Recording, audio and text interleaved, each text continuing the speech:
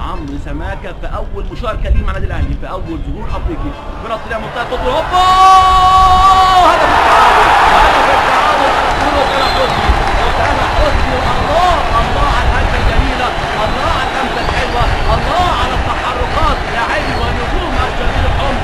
النادي الاهلي الكبير كبير والنادي الاهلي كبير، الزمالك كبير، الترجي بطولة كبير، النجم الساحلي بطولة كبير، والرجاء البيضاوي النادي كبير. وباذن الله الاربعه الكبار الاهلي والرجاء والزمالك والنجم كل دول هنشوفهم في الصفر النهائي، وهيكون لقاء جميل ونهائي عربي 100% باذن الله. هدف التعادل بلمسات حلوه ببساطه سحريه جميله جدا جدا من نجوم النادي الاهلي، واسامه حسني يسجل هدف التعادل. شوف بلافيو لعب الكره بطريقه ازاي، شوف الراجل ده استاكوزا، هو مشهور باسم استاكوزا احمد حسن، ولعب العرضيه حلوه جدا لاسامه حسني، وبط القدم اسامه حسني الشرقاوي ابن قريه الغار بيحطها بلمسه حلوه زي الفل اسامه حسني، وهدف التعادل.